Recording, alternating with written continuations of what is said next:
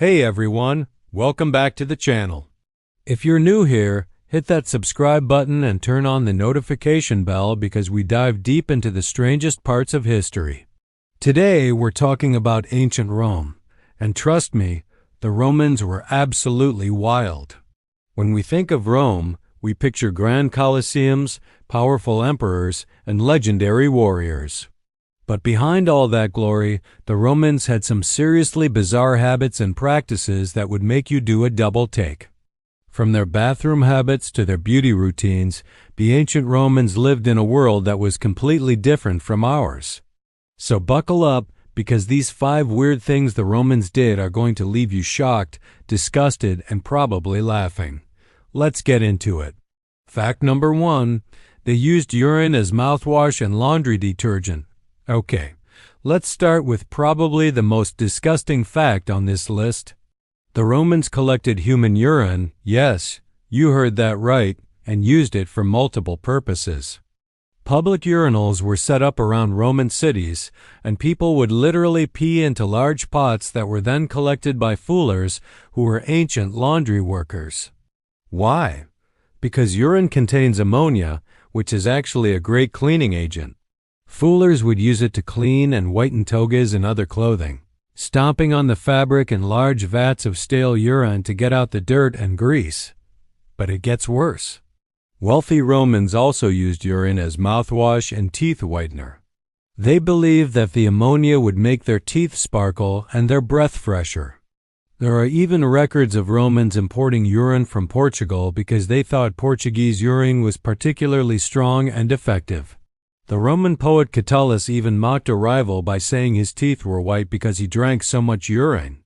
This practice was so common and profitable that Emperor Nero actually put a tax on the urine trade.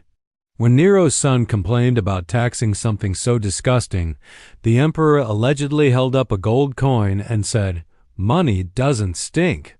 So yeah, Romans were literally brushing their teeth with pee and paying taxes on it. Absolutely wild. Fact number 2. They had public toilets with no privacy or toilet paper. Imagine walking into a public bathroom today and finding a long marble bench with holes cut into it, where everyone sits shoulder to shoulder doing their business while having casual conversations. That was the Roman toilet experience. These public latrines, called foracae, had no stalls, no doors, no privacy whatsoever. Romans would sit next to complete strangers, chatting about politics, business deals, or the latest gladiator fights while relieving themselves. It was considered a social activity, not a private one. But here's where it gets even weirder.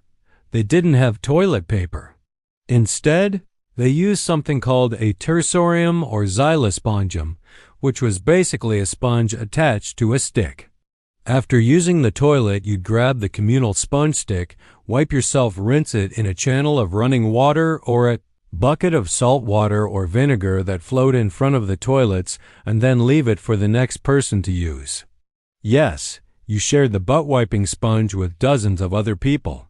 Sometimes these sponges weren't cleaned properly between uses, which probably spread all kinds of diseases.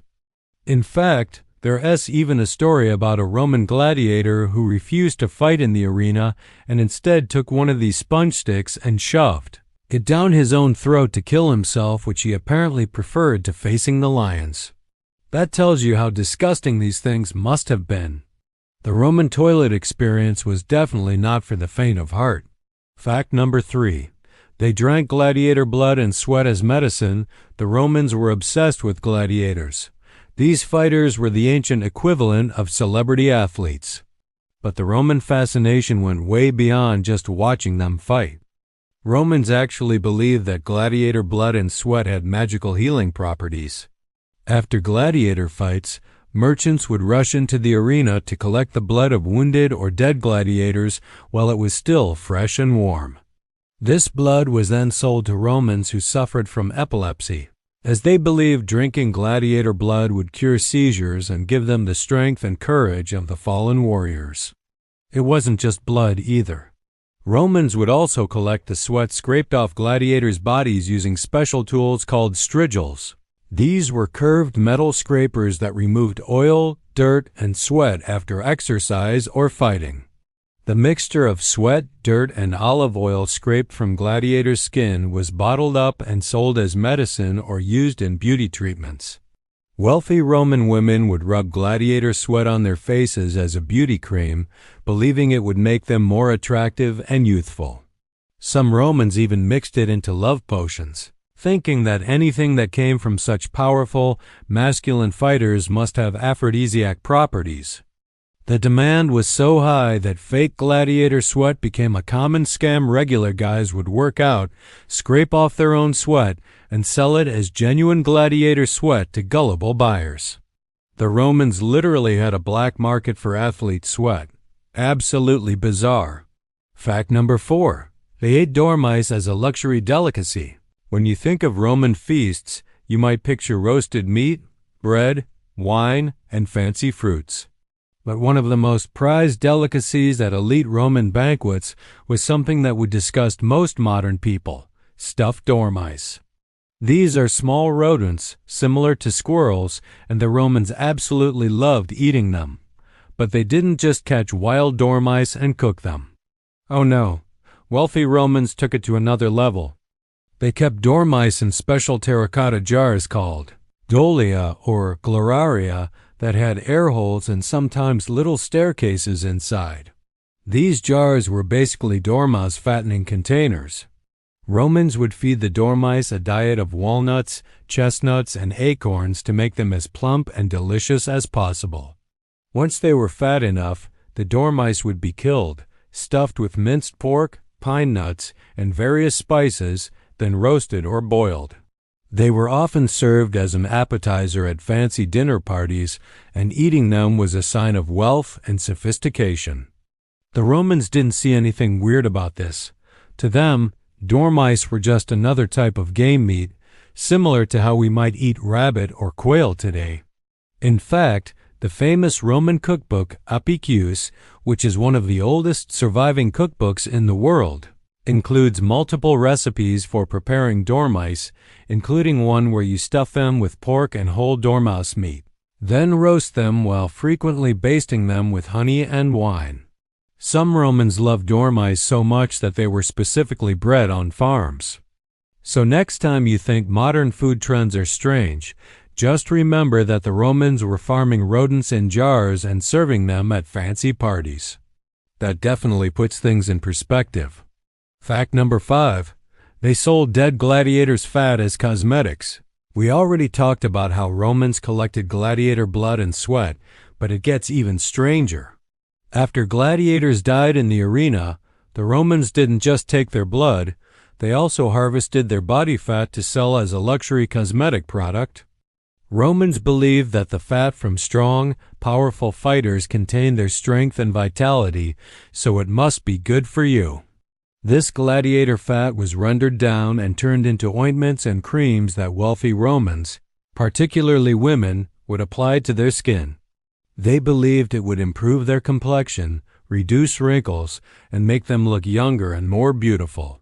Some Roman men would also use it on their scalp, believing it would prevent baldness or make their hair grow back thicker and stronger. The fresher the gladiator fat, the more valuable it was considered, which led to some pretty grim scenes where people would literally wait at the Colosseum for gladiators to die so they could be first in line to buy their body fat. There are even records of specific gladiators whose fat was more expensive than others. If a particularly famous or successful gladiator died, their fat could sell for astronomical prices because people believed it contained even more power and effectiveness. It's kind of like how celebrity-endorsed products work today, except way more disturbing. Romans would literally rub dead gladiator fat on their faces every morning as part of their beauty routine. The Roman beauty industry was built on some seriously dark stuff. Just imagine explaining to your friend today that your anti-aging cream contains the rendered fat of dead athletes.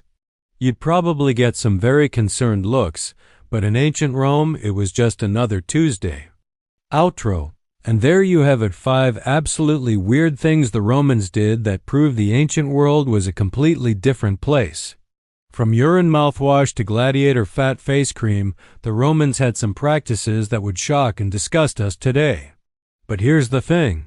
In 2,000 years, people will probably look back at our habits and think we were just as bizarre. Who knows? Maybe future humans will be horrified that we ate fast food or stared at glowing screens all day. Which fact shocked you the most? Let me know in the comments below. And hey, if you learned something new today or if this video made you laugh, do me a favor and smash that like button. It really helps the channel grow. If you're not already subscribed, hit that subscribe button and turn on notifications so you never miss our weird history content. We've got tons more bizarre historical facts coming your way. Thanks so much for watching, and remember, stay curious about the past even when it's gross. I'll see you in the next video.